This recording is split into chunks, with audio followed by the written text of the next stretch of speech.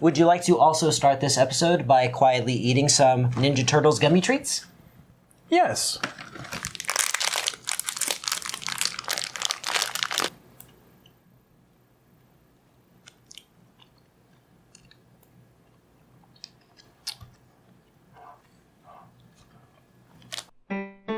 When everybody hates it, we think it's okay. When everybody likes it, we gotta complain. We're quite contrary.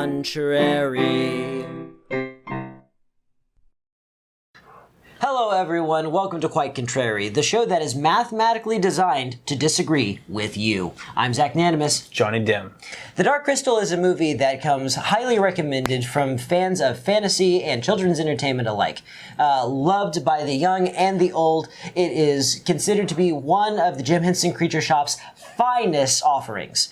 And oddly enough, we disagree. We don't like this movie, which is why it is so easy to tell you what sucks about it. Number one. Convoluted world creation story myth. This movie starts off with a lot of thick exposition. You really wanted to say effing. It's like molasses on the screen. It just kind of oozes. It's just ridiculous. So what you're looking at? Johnny hates this movie much more than I do. I'll say that. I'm going to use a lot of adjectives and colorful language.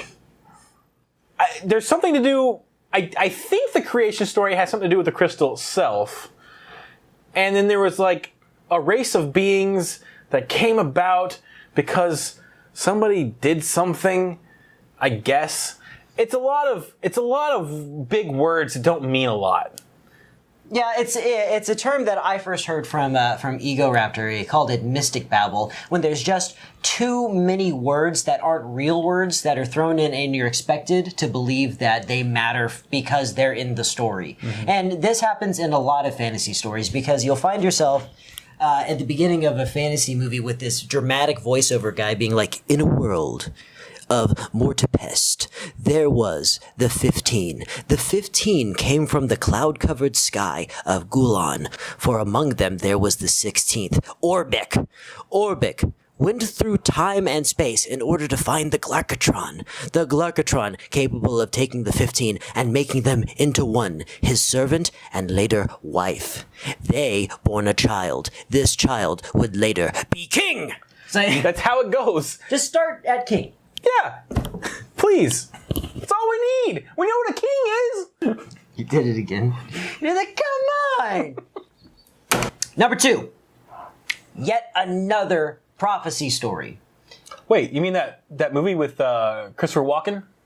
Where he's like Michael the Archangel or something? What?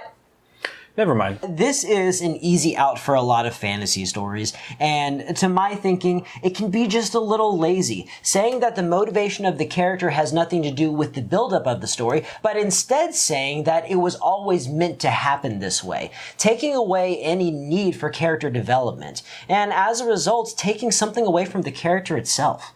And the viewer, really. You're taking something away from the viewer. Mm-hmm. It cheapens it. The prophecy story has been seen many times both before and after The Dark Crystal, and to my thinking, it's been done to death. The Omen. Morte Arthur. The Never-Ending Story.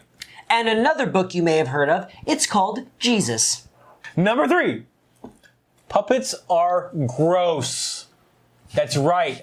I said it. Puppets are the thing that comes just from the depths, the deepest of the depths of hell. They are the worst thing ever. They are the things of nightmares. They are what I imagine when I go to bed. You know, I can't sleep at night because they're insane. People don't realize. Okay, this is what you don't realize.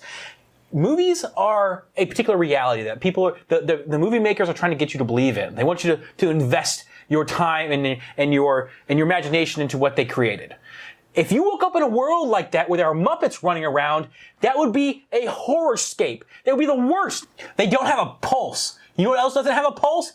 Zombies, mummies, vampires. Johnny, what is wrong with... Well, oh my God, you're burning up. Don't move. Don't move. You're gonna be fine. Okay, all right.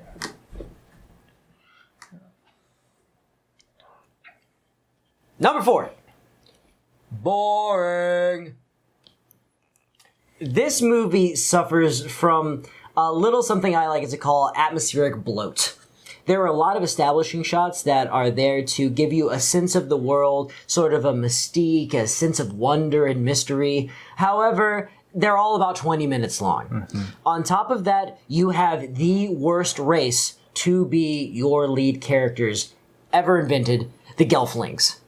They are dry, lifeless, faceless, awful little things. And it's weird. Like, I know they're puppets, and so you kind of take it with a grain of salt, but there's so little articulation in the face that you just can't empathize with them. And Jin, oh god, because it's another prophecy story, he's just being taken along for this ride. Yeah. And everything that comes out of Jin is let's do this. Hold on. Jin, it is your prophecy to fulfill the destiny. What? Me? But I'm Jin. Just Jin. You have the non-character girlfriend. Like, no, Jin, you can do it, Jin. Yeah. The first time that puppets have ever attempted ventriloquism. They're not moving. Here we go. Number 5. Not for kids.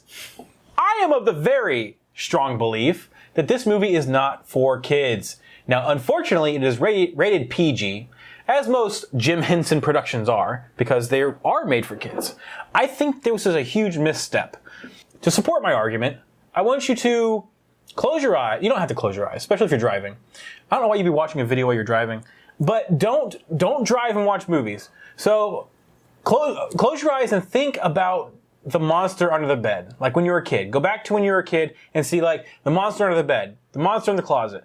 All these horrific things that your imagination just kind of creates. Did it look anything like this? That's my point. So these things are horrific. And not only the Skeksis, not only do they look horrific, but they act horrific. They are monsters. They are the worst. Just the scene of them eating made me sick. Like it's horrible. Okay, but it's supposed to be a juxtaposition of what's going on because, the mystics, they're, very holistic, of the land, very peaceful. So you're supposed to pity and hate the Skeksis. I mean, it's a natural progression for a good versus evil sort of vibe. So you tell me, okay, if you hate the Dark Crystal so much, you tell me one thing that would be better for the kids than the Dark Crystal. Don't even have to think about it. Meth. And that's our show. Everybody, if you love the Dark Crystal, tell us why we were wrong in the comments. But more importantly, tell us why we were right in the comments. We'll see you next time. Don't forget to subscribe. Uh-oh. What? Nothing.